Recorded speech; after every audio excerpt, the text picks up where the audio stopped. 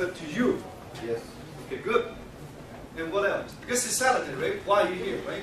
It's not because you want to help the government or whatever. You help yourself. Sorry. Yep. I have a trade and I've already had an ITIL and get the certification. You already have ITIL V2, or you don't? You don't. I have a bunch of training. Oh, you have a lot of credentials, a lot of certificates. But not the certificate. Right. So you want to know about how to get it certified, so people can recognize it, and in return, it will help you in your career. And what else? I know how PMP and ITIL ties in together. Good. Okay. We heard all this. Yeah. Yep. We heard all this other best practice and all you name it. And when you open the resumes, some people have a lot of terms there. How this fit in? How this relate to PMP? What else? That was good. Because keep whatever you know, whatever reasons you hear, keep that in your mind, because when you walk away from this room, make sure you got what you want. You may have a reason to come here, but then when during the next hour, you'll find out, oh, it's not what you expected. But then what? You may find out something new. I'm glad to hear one reason. This gentleman said he's here because he wants to know how this will help him. How this will help him to find a job, or how to help you guys to keep a job. Nowadays, nobody can say they have a secure job. Even the union shop, you heard about the automobile, right? All this union shop. Nobody can be immune from losing a job. So ITIL, forget about 4-letter acronym, could be anything. What you really should know today is how this will help you to find a job, how to keep a job, or how to get promoted in the long run. When you walk into an interview, very often people will ask you have to be prepared. People will ask you, why are you here? Oh, because I want your job. I want to get this job. No, that's not the reason. Right? You don't want that. You are here because you want to demonstrate to the hire, whoever do the hiring, you can do the job. You are qualified for the job. Plus, you are more qualified than the other people. I think that is the key why you're here. ITIL is an enhancement to your career. I don't know what career path you have.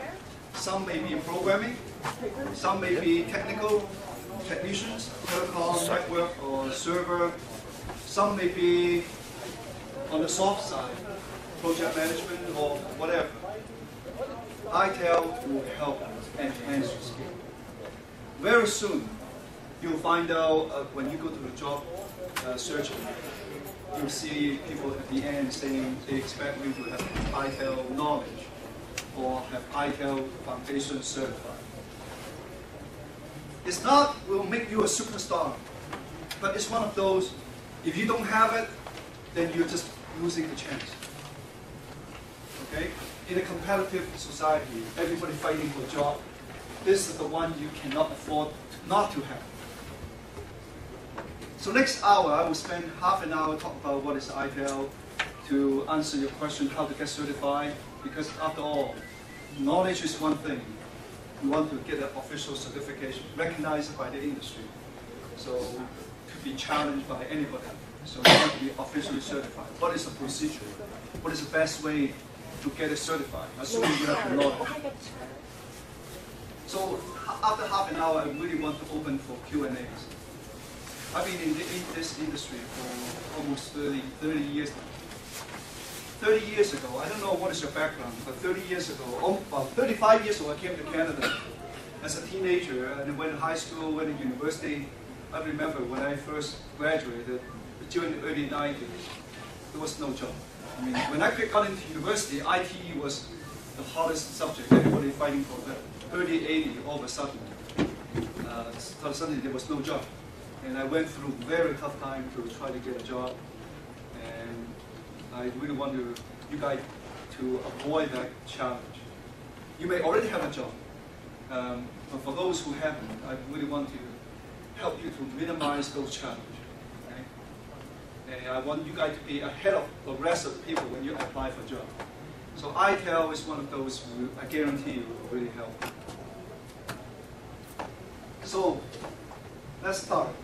Let's start know about what is ITIL. Okay, you know why you're here. Okay, again, make sure you keep asking yourself, am I getting what you expect? If not, during the half an hour Q&A, bring it to the table. I don't want you to waste it. I really want you to walk away thinking this 1 hour is worth it, really help you to find a job. Okay, what is ITIL? First of all, I ask you guys why you're here. Okay, why am I here? Well, this gentleman brought me here, invited me to come here and give a speech. Not because he paid me big bucks to come here, okay? I really want to share with you. I'm not an evangelist. I'm not a promoter. I'm not promoting ITIL. I'm here to believe this will help you. I'm really trying to help you here, okay? This is the reason why I'm here. So I really want to see in a few months' time you guys think this really help you find a job, to help you to land a job. So ITIL, it stands for Infrastructure Technology Infrastructure Technology Library. The name is very confusing because it started with focusing on infrastructure and then kept evolving. Now it's really focusing on servers. You have to know what it's ITIL. During the interview, when people ask you, you want to speak the language, the people who do the hiring feel comfortable, not just for level. Even though the person who do the hiring may not know what is ITIL, but you really want to make them think. You are speaking ITIL language. That's why I want to spend a few minutes talk about the language. What is ITIL? What is service management? So let's start with talk about, because again, ITIL is really service management as a technology. In service management as a practice. Okay, let's talk about what is ITIL, okay? What is service? So before I start, think about in your area, what is service? When you walk into a restaurant, you're getting service. When you get a coffee, that's a service. And for those who are doing programming, you should ask yourself, is that a service? Or is something, is a component of the service? When you apply for a job, whether it's fixing a PC or doing a program, you have to know where that fits into the service dimension. A service management as a practice begins by understanding that a service is a means of delivering value to customers by facilitating results they want to achieve, without the ownership of specific costs and risks.